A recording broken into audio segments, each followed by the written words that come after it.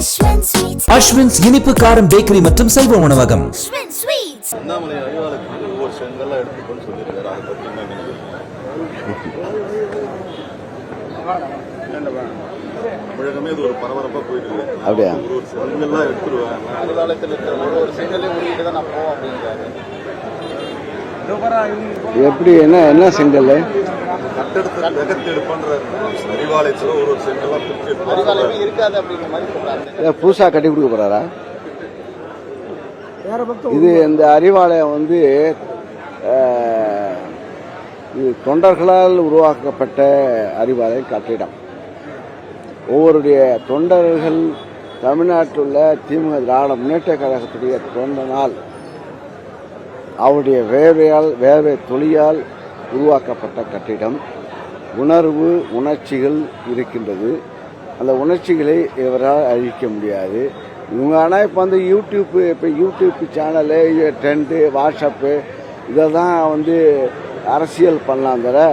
ஆனால் திராவிட முன்னேற்ற கழகம் ஒரு தொண்டனும் போர்படை தளபதியாக உணர்வு கொண்டவன். ஆக அவர் சொல்ல அவன் யூடியூப் சேனல் இப்போ இருக்குது, ட்ரெண்டிங் இருக்குது. இதெல்லாம் வச்சு அரசியல் பண்ணலாம். இங்கே ஆள் பணம் இருக்கிறது, தொண்டனுடைய பணம் இருக்கிறது. தொண்டனால் உருவாக்கப்பட்ட இயக்கம், 2 கோடி உறுப்பினர்கள் கொண்ட இயக்கம். அண்ணாமலையெல்லாம் சும்மா அண்ணாமலை சொல்லிட்டு தான் யூடியூப்பில் போட்டுட்டு யூடியூப்பை யாரும் பார்க்காத யூடியூப்பில் போடலாம். ஆக இப்போ வந்து யூடியூப்பு கொள்கை என்னன்னு சொல்லப்போனால் ஒவ்வொரு தொண்டனும் ஒவ்வொரு நகரம், ஒவ்வொரு மாவட்ட செயலாளரும், ஒரு நகர கிளை செயலாளரும் ஒரு இதயம் கொண்டவர்கள், போர்க்குணம் கொண்ட இது வந்து போர்க்குணம் கொண்டவர்கள். எதையும் போராட்ட களத்திலே நின்று இந்த இயக்கம் வளர்ந்த இயக்கம். போராட்டம் மக்களுக்காக உருவாக்கப்பட்ட இயக்கம். மக்களுடைய இது வந்து ட்ரெண்டினால் உழைப்பால் உருவாக்கப்பட்ட ட்ரெண்டான இல்லை, யூடியூப் சேனலாக வரல. அதனால் இந்த கட்டமைப்பை பொறுத்தவரை திராவிட முன்னேற்ற கட்டமைப்பது கோட்டை. இந்த கோட்டையை வந்து யாராலும் முடியாது. இன்னும் சொல்ல போனால் அதை சொல்லி அவருடைய வாக்கு இழகும். பெரியாரை பற்றி பேசினவர்கள் இப்போ பல்லு உடைப்பட்டு இருக்கின்றார்கள். ஆனால் இப்போ வந்து பிஜேபி இந்த டெபாசிட் வாங்காத கட்சிக்காரங்க வந்து பேசுகின்ற பேச்சை நாங்கள் எடுத்துக்கொள்ளவில்லை. மத்திய அரசு அது நீங்கள் வந்து உணர்ந்தா இது இப்போ வந்து திமுக கோட்டையுடன் இப்போ ஊடக கோட்டையும் இணைக்குது. ஏன்னா அவங்களே இணைய வைக்கிறாங்க. இப்போ ஊடகம், செய்தித்துறை இதெல்லாம் வந்து இப்போ வந்து ஒரு செய்தியை, தவறான ஒரு செய்தியை போட்டதுக்கு பொறுக்காத கட்சி.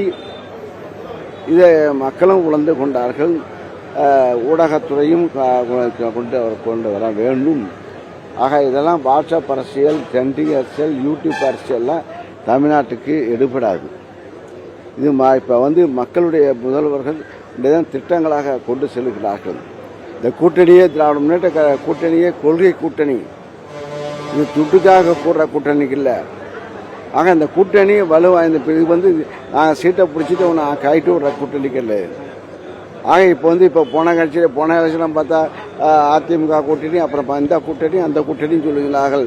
ஆனால் எங்களுடைய கூட்டணி ஒரே கூட்டணி 15 ஆண்டுகளமாக தொடர்ந்து ஆளுங்கட்சியாக இருக்கும்போதும் கூட்டணியாக இருக்கின்றோம், எதிர்கட்சியாக கூட்டணியாக இருக்கின்றோம். மக்களுடைய கோட்டையாக இந்த அறிவாலயம் இருக்கின்றது. ஆக அது தான்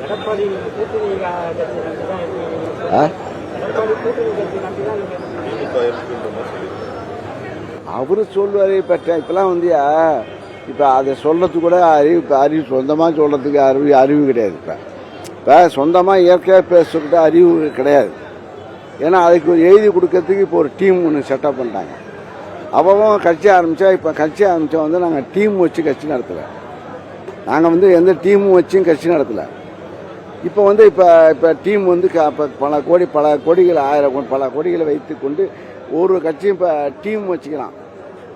இது வந்து உணர்வால் கூடிய கூட்டம், உணர்வால் கூடிய இது. அதனால் எடப்பாடிக்கு இப்போ யாராவது எழுதி கொடுக்குறாங்க, அவன் வாங்குகிற சம்பளத்தை எழுதி கொடுக்குறான். இதை இப்போ படிச்சுட்டு இருக்காங்க.